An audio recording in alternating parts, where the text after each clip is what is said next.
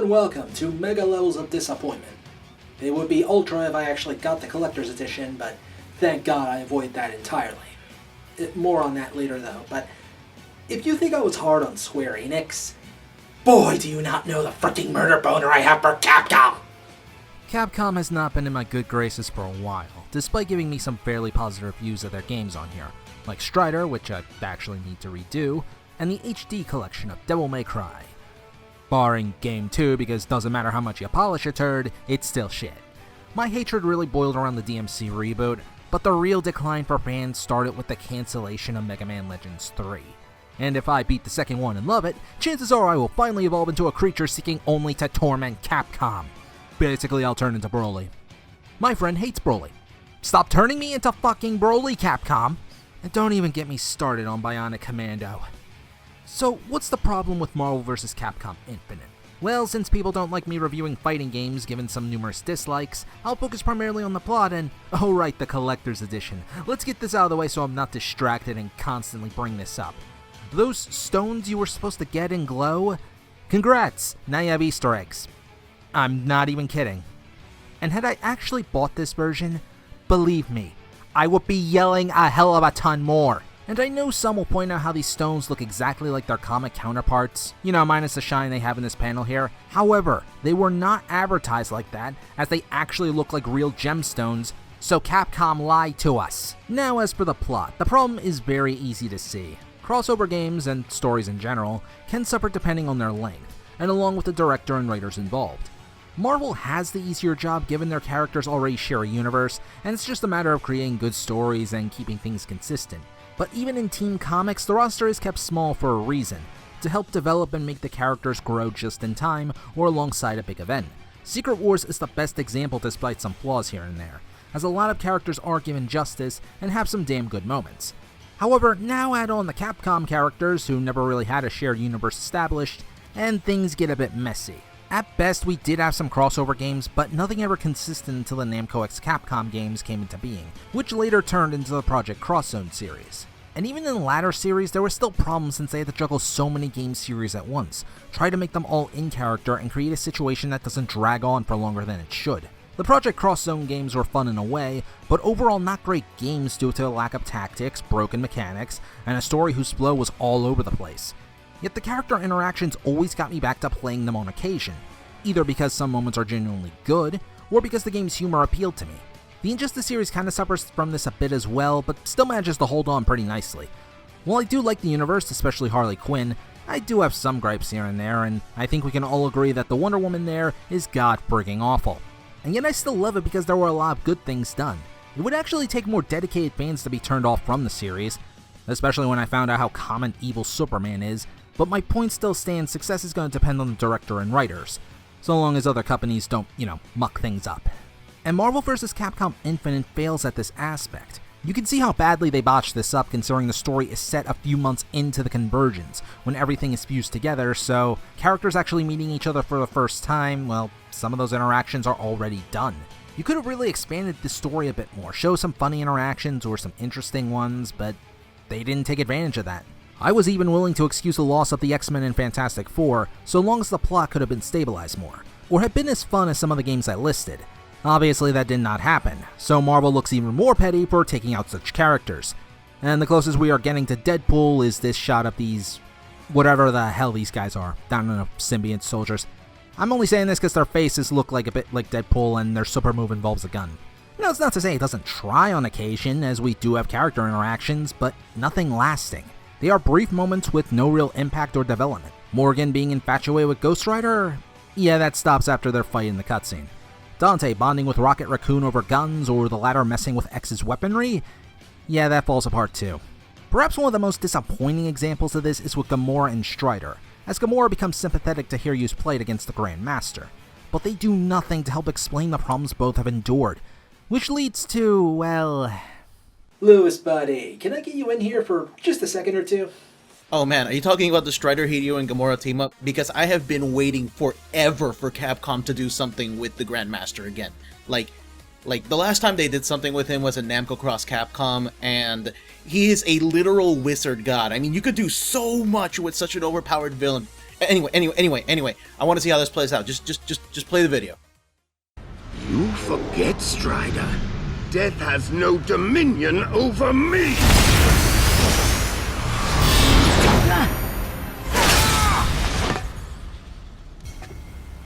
Yet still you die.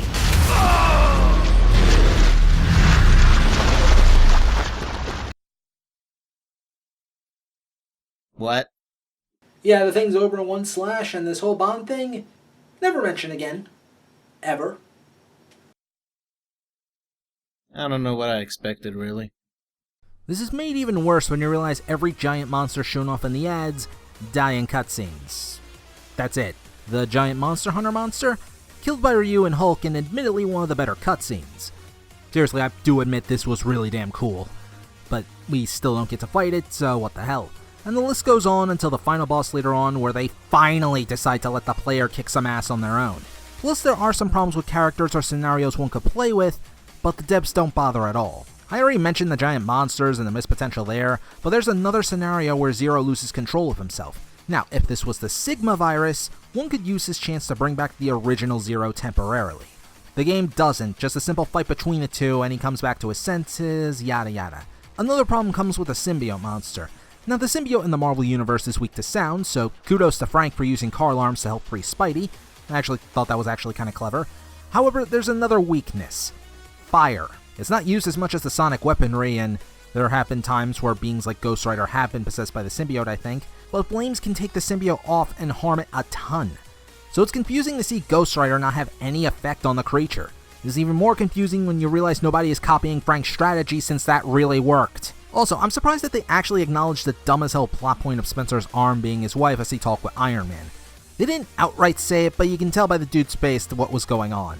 Or maybe he refused Tony's offer because he knew he would booze it up while working on a new arm. The best character in the story was by far Dante, as he felt the most consistent, and I was worried they were going to ruin him, like they did with his song. Seriously, this is just not good, and honestly almost ruined a good moment. But he's able to get the long-awaited one-on-one fight with Jada that was teased in another fighting game. Plus I do like the build-up towards it despite being poorly done with the dialogue. And pretty much everything else. See, at this point the gang is infected with the Ultron Sigma virus and have a short time before they are made into minions of Ultron Sigma, like how Thor is made into one early in the game. Dante meets Jada, but doesn't bother being a jokester or anything. Rushing right to defeat Jada, gets knocked around, only for him to do something I don't think I ever saw him do before. Use a devil trigger in a cutscene in an actual fight. And no, Nero doesn't count. I think he was just using that as some kind of defense mechanism or something.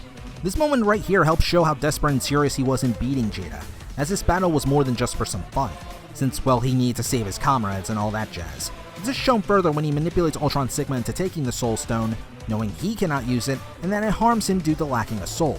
Dante taking risks and seeing him act seriously was somewhat decent, until I remember Project Cross Zone 1 actually had a much better build-up for the Dante vs. Jada fight with this dialogue, perfectly capturing both characters. Chapter 39. The Devil Never Cries. What?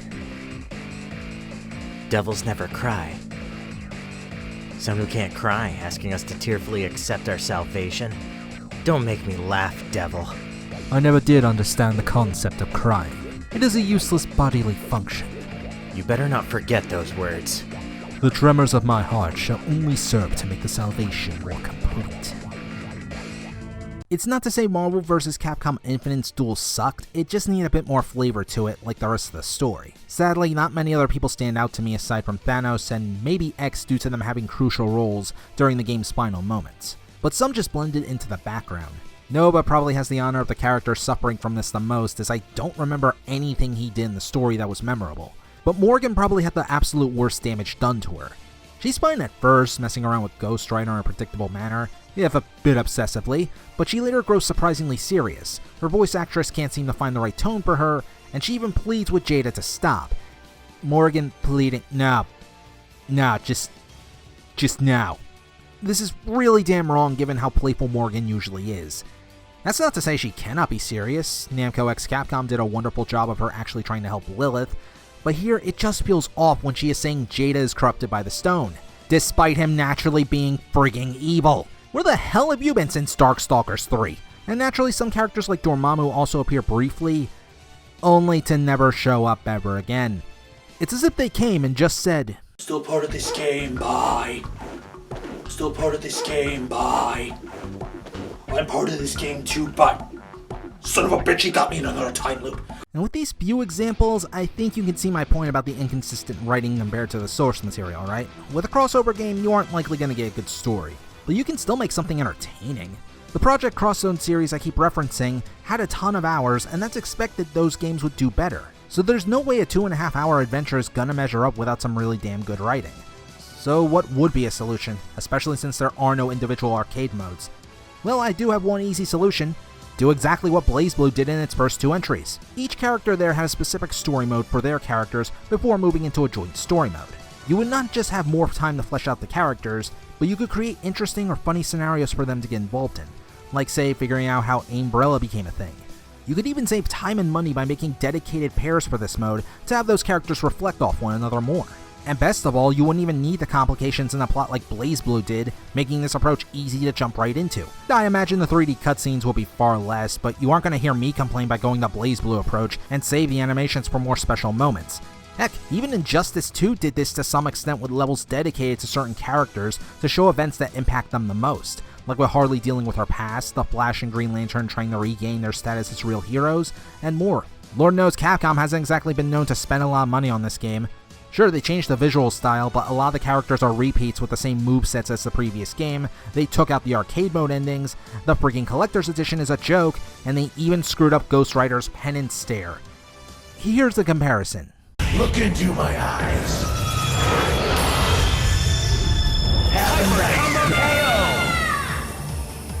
Player 1 wins. You look into my eyes. Have a nice day. Now the ending actually does help show some promise. Usually in a game like this, the characters or the world will return to normal. In the first game and one ending, the Capcom characters returned to their own world, while in the Project Cross Zone series the same thing would happen. It even happened in Injustice when the heroes of the good world helped take down the evil Superman. However, something like that doesn't occur here. The worlds are still together and it can lend itself to a lot of cool ideas, extending beyond just the fighting game series. You could release a few small games in the universe, and showing chemistry between characters much easier with a different gameplay style. Sadly, I don't see an idea like that being executed by Capcom well, if at all, given how often crossover games are eventually pulled from online stores, especially anything involving Marvel. Plus, after this display, I would not trust anyone at Capcom to provide the kind of experience I am looking for.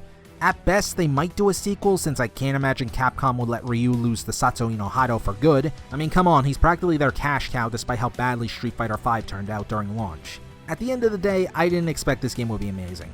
There were enough signs to show Capcom wasn't going to put their full effort, especially with Marvel cutting them off at every turn. But I expected something good at least, something fun. It might be a decent fighting game, so that's something. But I'm not wasting $60 when a game like BlazBlue or Guilty Gear can give me a much more satisfying experience. Even if I don't buy Guilty Gear anymore due to their butchering Amelia Rage. Also, having DLC announced, especially when we can see the characters in the game, and the fact that Marvel's getting more characters than friggin' Capcom, my interest for this game is dead. And before I close out, I want to address one more thing. People blaming the addition of the story mode that made Marvel vs. Capcom Infinite a much weaker game. To those people, I can only say this. Are you fucking serious? Have you not been paying attention to other fighting games? Many have fairly long story modes, especially the likes of Guilty Gear and BlazBlue, with the former also having 3D cutscenes too, and have almost everything I wanted. Hell, the arcade modes alone actually do a decent job of focusing on each individual character before diving into the main story, which while not playable, is still an entertaining ride. Plus, I already explained how Injustice does this fairly well too. Sure, some villains get snubbed here and there, I'm not gonna deny that, but the greater focus on the heroes was satisfying that, well, I didn't really mind it. A story's quality is going to depend on the team, not just the budget alone. You can't just throw money at somebody with no talent and expect perfection. In the end, Capcom was too incompetent to get this done compared to everyone else, and was 10 years too late. So this excuse reeks of bullshit to me. Hell, look at the trailers of the third game, where the characters are fighting against one another. There's no dialogue at all, yet the art is striking, and you can tell a character's emotions based on their expression so damn easily. which is actually really damn impressive when you consider a lot of these guys are just wearing masks. This is what got me hyped for the game, as it seemed to hint at a damn good and fun story. These few moments of story we never got easily surpasses anything Infinite tries to do. And more importantly, all the games I listed feature more modes than Infinite has, so this excuse makes even less sense. Look, I can respect those that don't want story modes in fighting games. You like what you like, fair enough. But people like me do like having these around so we can know who these characters are, to feel emotions with them like with any other game. And as I keep saying with BlazBlue, it works for me. And trust me, I know the story mode of BlazBlue doesn't work for everybody. Believe me, I know. It's why I stopped reviewing fighting game mechanics, since I admit I'm not interested that much in them. Although I can still recognize crap. Hint, hint, Castlevania Judgment, hint. Also, I just realized without the X-Men, the devs missed a great idea of having the Sentinels involved. Recall Days of Future Past, where not just most of the X-Men died, but so did pretty much every other hero and villain. Imagine Ultron Sigma suddenly gaining that kind of power, and adjusting them to be even bigger threats to the likes of Thor, Hulk, Dante, and far more. This would be kinda funny too, considering how much people love using the Sentinels in this series. The only way this could be scarier is if the Sentinels work like the movie version. Seriously, seeing some of the characters die in that was both shocking and terrifying. And also kinda cool. But that's enough speculation. What happened has happened, and I'm gonna move on to the next game after this bomb. I'm the smartest moron, and you take care of yourselves.